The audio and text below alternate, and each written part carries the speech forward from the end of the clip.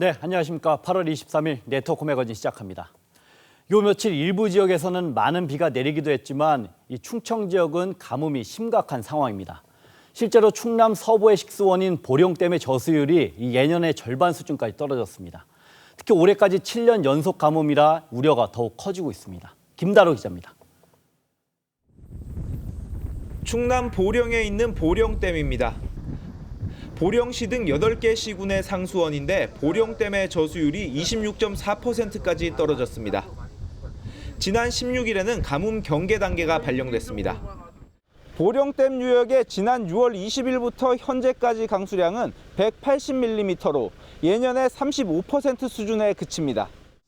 수자원공사는 2만 6천 톤이던 하루 방류량을 절반으로 줄이고 도수로를 긴급 가동해 금강에서 하루 11만 5천 톤을 끌어오며 버티고 있습니다. 9월 초부터는 농업용수도 일부 감량하여 공급함으로써 가뭄에 대응할 계획입니다. 보령댐은 총 저수량이 1억 톤을 넘지만 비가 조금만 적게 내리면 하루에 24만 톤이 넘는 생활용수와 공업용수 공급량을 감당하기 어렵기 때문입니다. 충청남도는 전북 용담댐에 물을 공급받는 방안을 검토하고 있습니다. 용담댐 용수가 지금 많이 남으니 그 용수를 그 보령댐과 연계해서 잉여용수를 활용하는 방안을 마련해야 된다 하는 대안이 지금. 충남 서부의 식수원인 보령댐이 2015년부터 7년 연속 가뭄에 시달리면서 주민들의 불안감도 커지고 있습니다. TV조선 김다로입니다. 광복절인 지난 15일에 이 홍범도 장군의 유해가 78년 만에 국내로 봉환됐습니다. 홍 장군과 같이 강제 이주를 당했던 고려인의 이 후손들이 모여 사는 광주에서는 홍 장군의 일대기를 담은 특별한 전시회가 열리고 있습니다. 그 전시회를 박건우 기자가 다녀왔습니다. 키 190cm의 팔자 수염, 대한독립군 총사령관 홍범도 장군의 생전 모습입니다. 광주 고려인 마을에서는 홍 장군의 유해 봉환을 기념해 특별 전시회가 마련됐습니다. 이 마을에는 홍범도 장군과 강제 이주를 당한 고려인들의 후손 6천여 명이 살고 있습니다. 아이들에게 홍범도 장군님에 대해서 알려주기도 하고 또 저희도 모르는 사실들이 많잖아요. 그래서 더 알고 싶어서. 일제강점기 당시 홍범도 장군을 직접 만났던 고려극장 배우들의 회상기도 눈길을 끕니다. 정신적인 그 지주, 홍범도 장군 유해가 봉환되는 것은 그분들에게도 상징적인 사건이죠. 지금 마음속으로는 다 지금 축제 분위기입니다. 당시 고려인이 홍 장군의 일대기를 다룬 연극을 공연했는데 당시 작품 사진첩은 국가 주요 지정물로 지정되기도 했습니다. 이번 전시회에는 일제강점기 당시 가족을 잃은 홍범도 장군이 다시 가족을 이룬 모습이 담긴 사진도 선을 보였습니다. 홍범도 장군의 일대기와 유물 20점을 갖춘 이번 특별전은 오는 31일까지 이어집니다. TV조선 박건우입니다. 인천 송도에는 지난 2월 이 국내 최대 규모의 4차 산업 창업 지원단지가 들어섰습니다. 이곳에 입주한 스타트업 기업들은 지난해 600억 원대 투자를 유치한 데 이어 올해도 창업단지 입주를 계기로 더욱 빠른 성장세를 보이고 있습니다. 강석 기자가 취재했습니다. 전기차가 지하 주차장에서 배터리를 충전합니다. 스타트업 기업이 개발한 이동식 전기차 충전 시스템 덕분에 고정형 충전소가 아닌 일반 주차 공간에서 충전합니다. 자리를 차지하지 않는다는 장점이 있습니다. 그래서 저희는 이 부분을 해결하기 위해서 자리를 차지하지 않는 이동식 전기차 충전 인프라. 3D 프린터로 어른 손가락 4분의 1 크기의 심혈관 삽입용 스텐트를 만듭니다. 몸속에서 자연 분해되는 기술을 인정받아 해외 투자금 15억 원을 유치했습니다. 생분해성 스텐트 국내에서 최초로 임상시험을 진행을 하고 있고 2023년에 국내 허가를 받고 나면 유럽으로. 지난 2월 문을 연 인천 스타트업 파크에 입주한 업체들입니다. 4차 산업기업 77곳은 지난해 600억 원대 투자 유치를 이끌어냈습니다. 인천시는 2024년까지 4차 산업 기반 스타트업 450곳을 집중 육성할 계획입니다. 인천에서 실증하고 투자받고 글로벌로 진출할 수 있도록 성장 단계별로 멤버십과 맞춤형 프로그램을 인천시는 앞으로 500억 원 규모의 전용 펀드도 조성해 입주 업체들을 지원할 방침입니다. TV조선 강석입니다. 네, 다음 소식입니다. 지난해 코로나 여파로 열리지 않았던 전국체전이 오는 10월에 경북 구미에서 열립니다. 이번 도쿄올림픽처럼 무관중 경기로 열릴 전망인데 이 경상북도는 이번 전국체전의 성공 개최를 발판으로 지역체육의 장기 발전 계획을 수립한다는 방침입니다. 이심철 기자가 보도합니다.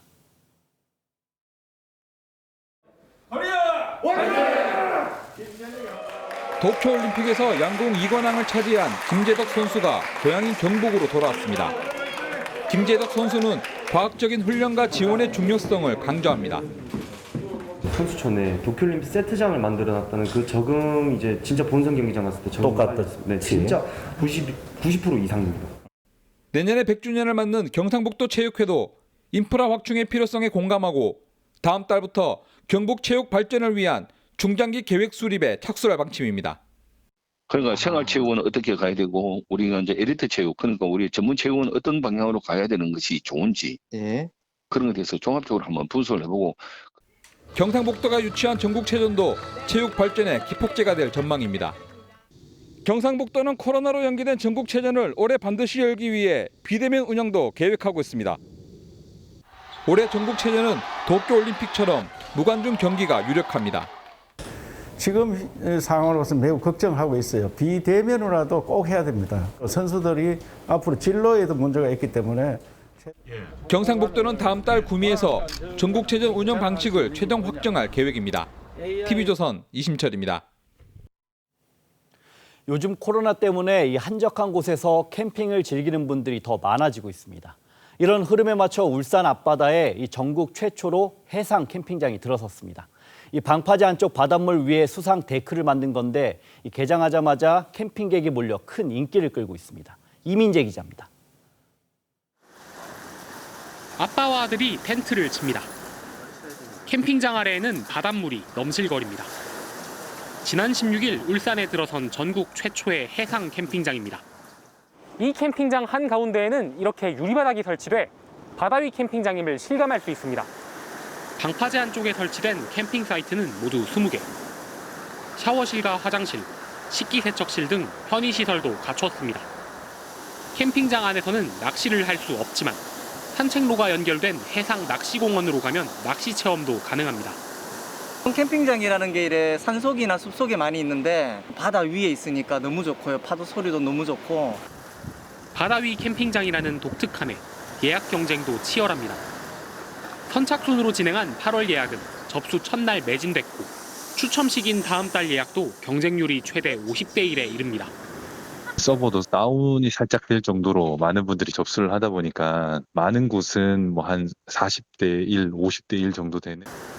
지자체는 전국 첫 해상 캠핑장을 지역 관광 명소로 육성할 방침입니다. TV조선 이민재입니다. 네트워크 초대석 순서입니다. 이 경남 하동은 지난해 8월 이 섬진강이 넘치면서 큰 수해를 당했습니다. 하지만 1년이 지나 아직도 피해 배상이 이루어지지 않아 많은 어려움을 겪고 있습니다. 이성진 기자가 윤상기 하동 군수를 만나서 자세한 얘기를 들어봤습니다. 군수님 안녕하세요. 반갑습니다. 네, 안녕하세요. 네. 군수님, 하동 세계차 엑스포가 내년 4월로 다가왔는데요. 준비는 잘 되고 있습니까? 네. 우리 하동에는 이 내년 행사가 4차 산업을 뛰어넘는 융복합 산업으로 전시를 해야 되겠다 싶어서 어느 국제 행사장에도 볼 수 없는 특이한 전시를 좀 하려고 우리 기업하고 협의를 해서 가시적인 성과가 있습니다. 그래서 하동을 찾아오는 많은 관광객들이 지금까지 코로나19로 뭐 힘들고 어려움을 겪었는데 내년 행사에는 충분히 와서 힐링하고 즐길 수 있는 축제 행사장을 만들어야 되겠다 싶어 거기에 주안점을 두고 있고요. 또 밤에 볼거리 드론 쇼를 한다든지 뭐 불꽃놀이를 특색 있게 한다든지 해서 야간도 즐길 수 있는 거리를 같이 개발하고 있습니다. 우리 하동이 5년 전부터 이 가루차를 생산하게 된 겁니다. 일명 말차를요. 그래서 4년 전부터 미국 스타벅스에 납품을 하게 됐고 금년에도 지금 한 60톤을 했죠, 수출을. 근데 목표가 100톤이 목표입니다. 또 어제는 호주에다가 약 7,000kg 말차를 선적을 했는데 이 호주 시장에는 처음이죠. 그래서 전 세계에 카나다, 미국, 멕시코, 브라질 쪽하고 유럽 쪽에는 영국, 프랑스 뭐 이런 쪽에 하고 아시아 시장하고 해서 현재 15개국에 우리 말차가 수출이 되고 있습니다. 그래서 내년까지는 25개국으로 확대를 해서 우리 하동차가 전 세계 시장에 프리미엄급의 말차가 수출이 될 수 있도록 지금 공장도 확장을 했고 이전을 해놨습니다. 그래서 농가 소득이 확실히 증대될 수 있도록 가격도 일본에 비해서 결코 낮지 않은 가격으로 수출을 하고 있다. 이렇게 이해를 하시면 되겠습니다. 그 당시 피해를 입었던 시군하고 합동을 해서 이걸 조기에 해결해달라. 돈을 줘도 제때 해줘야 되지 사람이 없을 때 주면 뭐 하겠습니까? 그래서 이걸 금년 내로 뭐 정부가 하든 수자원공사가 하든 피해 보상을 빨리 해야 되고 이걸 차일피를 미뤄가지고 다음 정권까지 넘어간다고 하면 이게 어찌 될지 알 수가 없잖아요. 제가 답답해 죽겠어요. 그래서 시간 나면 정부에 건의하고 수자원공사도 뭐 항의를 하고 이렇게 하는데도 이 요지부동입니다. 이게 피해를 당하고 있는 이 국민들은 죽을 지경인데 자기들은 편안하게 이렇게 하루하루를 잘 지내고 있다고 하는 거죠. 그래서 제가 수해 그 피해 현장에 가서 1주년 이렇게 쭉 돌아보고 주민들을 격려하면서도 미안해 죽겠는 거죠. 피해 조사를 한 내용도 뭐 금액이 정리만이 이런 식으로 하고 있거든요. 그러면 정부가 돈을 들여서 용역을 했는데 이 금액이 맞냐 안 맞냐 하면 이걸 뭐라 합니까? 할 필요가 없죠. 앞에 국무총리도 뭐 해주겠다 해서 다 바뀌어버리고 또 새로운 사람이 오면 그거는 또 모르고 이게 자꾸 반복이 되니까 국민들한테 불신을 받는 거다 저는 이렇게 보고 있습니다. 제첩이 지금 금년에는 작년에 비해서 3분의 1도 안 납니다. 그럼 어민 소득이 줄어드는 거죠. 또 봄에 나는 벚꿀도 작년에 비해서 뭐 3분의 1뿐이 안 났어요. 이게 뭐냐? 대충 조사를 해보니까 작년 수해로 인해서 피해를 입었다고 하는 거죠. 이것도 처음에는 되니 안 되니 이렇게 논란이 많았잖아요. 그러니까 이 정부 관계자나 수자원공사에 있는 이런 사람들은 지가 뭐 판사거지 지가 되니 안 되니 이렇게 결정을 한다고 하는 거죠. 내용도 모르고 지금 국민들이 고통을 많이 받고 있다. 당신들이 현장에 와서 봐라. 이렇게 해서 제가 설득을 하고 있는 거죠. 우리 정부의 공무원들이나 이 공사에서 적극적으로 대처를 해서 아픈 마음을 조금이라도 가다듬기 위해서는 아듬어주기 위해서는 현장을 보고 빨리 결정을 해주라고 하는 걸 제가 오늘 이 자리에서 다시 말씀을 드리는 겁니다. 네. 하동에는 뭐니 해도 G와이어를 뭐 1번으로 들 수 있죠. 요즘 500명까지 탑승이 가능합니다. 또 북천면에서 양보에 가는 레일바이크가 있습니다. 이 레일바이크는 가을에 철길을 따라서 꽃을 심고 해서 환상적으로 아주 아름답게 해놨습니다. 또 우리 삼성궁에 가면 옛날 모습을 담은 이 돌담을 많이 쌓아놨거든요. 그래서 이 삼성궁 같은 데는 보면 코로나19로부터 안전하면서도 이 옛날의 몇천 년 전의 모습을 즐길 수 있는 이런 그 관광을 할 수가 있는 겁니다. 그래서 하동에는 탄소가 안 나는 이 숲길부터 시작해서 옛날 우리 조상들이 걸었던 서산대사길이라든지 또 보부산길이라든지 이 등산로를 많이 개방을 해놨습니다. 그래서 여기 와서 하루 이틀은 충분히 즐기고 또 힐링하고 이렇게 힘을 받아갈 수 있는 이런 탐방로를 많이 만들어놨다고는 말씀을 드립니다. 네. 군수님 지금까지 하동에 대한 여러 가지 이야기 잘 들었습니다. 네, 감사합니다. 네. 수고하셨습니다, 군수님. 네. 네. 네, 오늘이 모기도 입이 삐뚤어진다는 처서입니다. 이제 본격적인 가을이 되면서 일교차도 커지는 만큼 건강관리에 더욱 유의하시길 바랍니다. 네터코 매거진 다음 주 월요일에 찾아뵙겠습니다. 감사합니다.